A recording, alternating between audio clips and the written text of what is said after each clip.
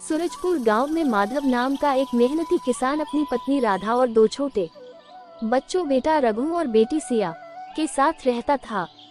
वह बहुत ही मेहनत और ईमानदारी से अपनी खेती बाड़ी करके अपने परिवार को पाल रहा होता है। एक दिन उसे खेत का काम करते करते समय का अंदाजा ही नहीं लगता और उसे घर पहुंचने में देर हो जाती है। दूसरी तरफ उसकी पत्नी राधा बहुत बेसब्री से उसका घर पर इंतजार कर रही होती है। जैसे ही भोला अपने घर पहुंचा तो राधा उससे पूछने लगी, अरे आ गए तुम, आज तो बहुत देर हो गई, कहाँ रह गए थे? अरे कुछ नहीं, भाग्यवान आज काम करते करते वक्त का अंदाजा ही नहीं लग पाया और उसी वजह से देर हो गई। चलो कोई बात नहीं, लेकिन रात होने से पहले घर आ जाया करो। रात में खेत का रास्ता बहुत सुनसान हो जाता है। हाँ हाँ, भाग्यवान समझ गया। बच्चे सो गए क्या? बच्चे तो खाना खाकर कब के सो गए। अब तुम खाना खा लो और जल्दी से हाथ मुंह धो के आओ। बाद में मैं इन पैरों के छालों पर दवाई लगा दूंगी। ठीक है, तुम अपना और मेरा खाना परोसो, आज साथ बैठकर खाना खाएंगे। राधा भगने से चावल निकालने के लिए उसमें हाथ डालती है तो उसको पता चलता है कि भगने में केवल एक इंसान के खाने भर के चावल बचे हैं। वह मन में चिंता करने लगती है। तभी हाथ पोंछते हुए माधव उससे कहता है, क्या हुआ भाग्यवान, तुमने अभी तक खाना नहीं परोसा? अरे इसमें तो चावल कम है। अगर इनको पेट भर खाना नहीं मिला तो ये खेत का काम कैसे कर पाएंगे? उसमें तो बहुत मेहनत लगती है। एक काम करती हूँ, मैं इनको भर पेट खिला देती हूँ। मैं पानी पीकर काम चला लूंगी। क्यों, क्या सोचने लगी तुम? खाना खत्म हो गया क्या? नहीं नहीं, मैंने खाना शाम को ही खा लिया था, इसलिए मुझे भूख नहीं है, इसलिए तुम्हारे लिए परोस दिया। मुझे पागल समझा है क्या तुमने? अरे मेरे साथ आकर खाना खाओ, जितना भी है दोनों मिलकर खा लेंगे। अरे नहीं, मुझे भूख नहीं है, तुम खा लो। वैसे भी अगर पेट भर के खाना नहीं खाओगे तो खेतों में मेहनत कैसे कर पाओगे? माधव अपनी पत्नी की समझदारी से बहुत खुश हुआ। फिर दोनों साथ में खाना खाकर सो जाते हैं। अगले दिन वो जब खेत में काम कर रहा था तो उसका दोस्त महेश भी अपने खेत से उसको देखता है कि माधव आसमान की तरफ देखकर तेजी से मेड़ बनाने का काम करने लगता है। महेश उसके पास आकर हंसते हुए कहता है, अरे माधव, अरे तूने ऐसा क्या देखा रे आसमान में जो तेरे काम में हिरण जैसी फुर्ती आ गई? अरे महेश, तू भी अपने खेत में जाकर जल्दी से मेड़ बना ले। मुझे लग है आज रात तेज बारिश हो सकती है। अरे कहीं नहीं बारिश हो रही यार, आसमान पूरा साफ है। मैं तो बना ले रहा अपनी मेड़, और तू भी बना ले। मौसम का कोई भरोसा नहीं। ठीक है माधव, तुम अपने खेत की मेड़ बना लो। मैं तो अब कल ही आकर मेड़ बनाऊंगा। आज वैसे भी बहुत काम कर लिया भैया। अपने खेत की मेड़ बनाकर अपने घर जाने लगता है और तभी वह देखता है कि महेश बिना मेड़ बनाए ही अपने घर चला गया। माधव झोपड़ी के बाहर खुले आसमान के नीचे सो रहा होता है, क्योंकि उसकी झोपड़ी में इतनी जगह नहीं होती कि पूरा परिवार एक साथ उसमें लेट सके। इसी समय उसके ऊपर बारिश की बूंदें गिरने लगती है। वो तुरंत हड़बड़ा कर उठता है। उसकी आवाज सुनकर राधा की भी आंख खुल गई। अरे तुम इतनी रात में फावड़ा लिए क्या कर रहे हो? सुनो भाग्यवान, मैं महेश के खेत की मेड़ बनाने जा रहा हूँ, वरना उसका पूरा खेत बर्बाद हो जाएगा। लेकिन तुमको क्या जरूरत, वो खुद अपने खेत की मेड़ ठीक कर लेगा।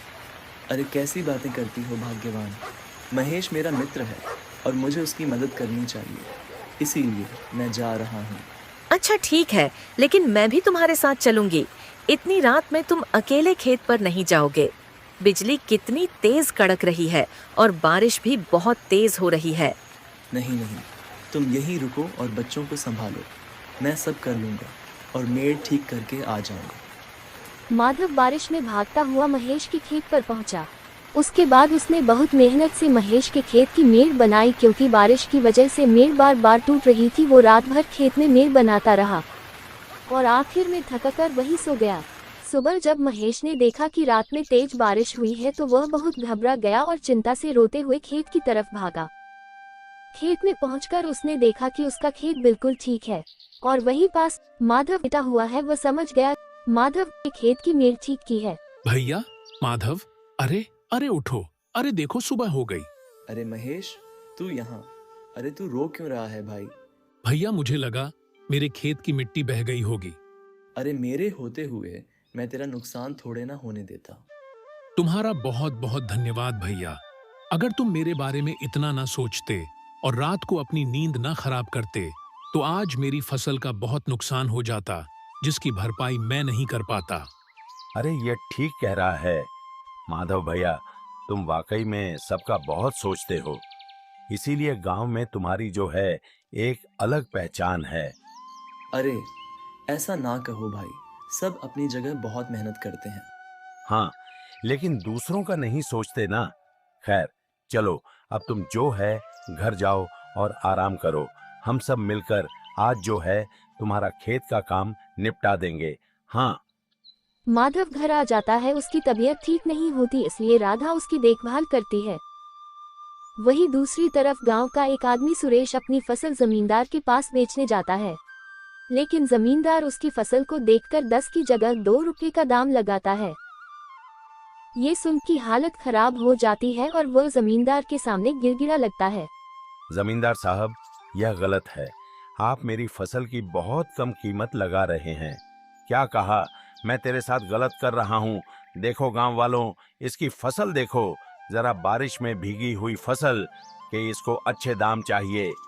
जमींदार साहब, मेरी बेटी की शादी की तैयारी की वजह से मैं खेत पर ध्यान नहीं दे पाया। फसल बस भीगी हुई है, यह धूप में सूख जाएगी। देख सुरेश, तुझे समझ आए या नहीं, पर अगर 2 रुपये में फसल बेचनी है तो बेच, वरना उठा अपनी फसल और निकल जा यहाँ से। सुरेश अब मजबूरी में अपनी फसल 2 रुपये में जमींदार को बेच देता है, क्योंकि वह सोचता है कि जितना पैसा मिल रहा है वही उसके लिए इस वक्त बहुत जरूरी है। बेटी की बारात सर पर है और उसके पास और कोई रास्ता ही नहीं है। वह पैसे लेकर अपने घर चला जाता है और उधर तबीयत ठीक होने के बाद माधव महेश के घर जाता है और दरवाजे से चिल्लाते हुए महेश को आवाज लगाता है। महेश, अरे ओ महेश, अरे जरा बाहर आओ। आओ माधव भैया, आज हमारे यहाँ कैसे आना हुआ? यार महेश, मुझे खेत में जुताई करने के लिए पुराने कपड़े चाहिए। मेरे ये कपड़े अभी नए हैं, जिनको मैं शादी बारात में पहन लेता हूँ। अरे क्यों नहीं भैया, अभी लाता हूँ। हाँ जल्दी से ले आओ, फिर मेरे साथ खेत पर चलो। ये लो भैया, अभी तो यही है मेरे पास। अरे वाह महेश, यह तो बहुत अच्छा है। चलो अब जल्दी से खेत पर चलते हैं, चलो। वो दोनों खेत पर जाकर जुताई का काम शुरू कर देते हैं और वहाँ हल्की हल्की बारिश भी होने लगती है। वहीं पास में बारिश के पानी में नहाते हुए गांव के बच्चे मजे कर रहे थे और माधव और महेश भी मजे से खेत में मिलकर जुताई का काम कर रहे होते हैं। अचानक महेश की नज़र माधव की धोती पर पड़ी, जिससे रस्सी जैसा कुछ लटक रहा था। राकेश उसको सांप समझकर छड़ी से उसको निकालने लगा, जिससे भोला की धोती खुलकर जमीन पर गिर गई। अरे अरे ये क्या किया महेश? अरे धोती खोल दी यार तुमने। अरे इसमें सांप था भैया, ये देखो, भागो भागो। बच्चे, भला काका की धोती मिल गई, अब इससे खेलेंगे। ये देखकर महेश को बहुत हंसी आती है, क्योंकि अब माधव निक्कर पहने हुए जिस पर गीली मिट्टी लगी हुई थी। बच्चों से धोती छीनने के लिए खेत की मिट्टी में गिरते पड़ते उनके पीछे भागने लगा था और एक हाथ से अपना नेकर पकड़े हुए था, जिससे वो खुल ना जाए। ये देखकर बच्चे और महेश को बहुत मजा आता है।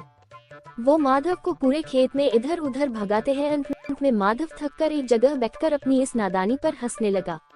अरे क्या माधव भैया, बच्चों को पकड़ नहीं पाए, यह लो अपनी धोती। अरे ये जरा जरा से लड़के जो है बहुत शैतान है भैया, और तुम जो है उनसे ज्यादा शैतान हो। खूब मजे ले रहे थे। अरे सच में तुमको पहली बार ऐसे किसी के पीछे भागते देखा है। भैया तो ऐसा मौका कैसे छोड़ता, बताओ। ठीक है, ले लिया मजे। अब धोती दो और खेत का बचा काम निपटाओ। एक रात जब माधव अपनी झोपड़ी के बाहर सो रहा था, तब उसे खेत से फसल काटने की आवाज आती है। वो तुरंत उठता है और उसकी आवाज से राधा भी उठ जाती है। क्या हुआ, ऐसे अचानक कैसे उठ गए? सुनो भाग्यवान, खेत से फसल काटने की आवाज आ रही है। मैं जाकर देखता हूँ, कहीं कोई चोर हमारी फसल तो नहीं काट रहा। मैं भी तुम्हारे साथ चलूंगी, तुम्हारा अकेले जाना सही नहीं है। ठीक है, चलो जल्दी।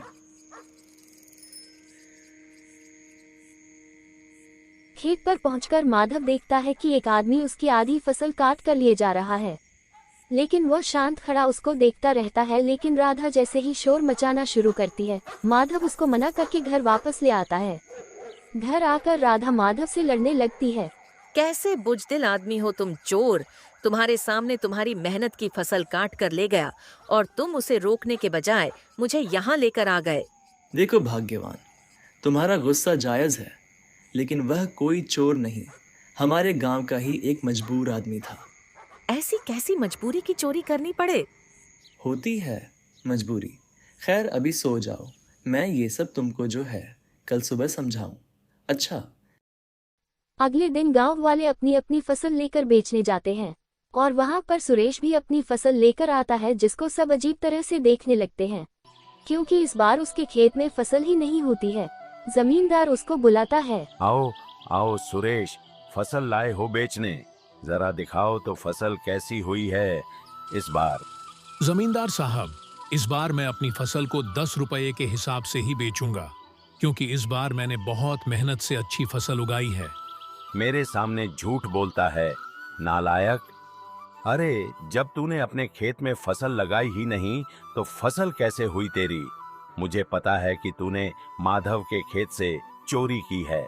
नहीं नहीं नहीं नहीं, जमींदार साहब, ये फसल मेरी ही है, मैंने कहीं से नहीं चुराई। चुप नालायक, गांव वालों पकड़ो इसे, ये चोर है सुरेश, तुझे मैं अभी पुलिस के हवाले करवाता हूँ। सुरेश रोते हुए जमींदार से माफी मांगने लगता है और अपनी बेटी की शादी तक की मोहलत मांगता है। जमींदार उसको थोड़ा समय दे देता है और इसी बीच सुरेश अपने खेत में मेहनत करके बहुत अच्छी फसल की और माधव से माफी मांगी और उसको उसकी फसल वापस कर दी और अपनी फसल जमींदार को बेचकर अपनी बेटी की धूमधाम से शादी करवाई।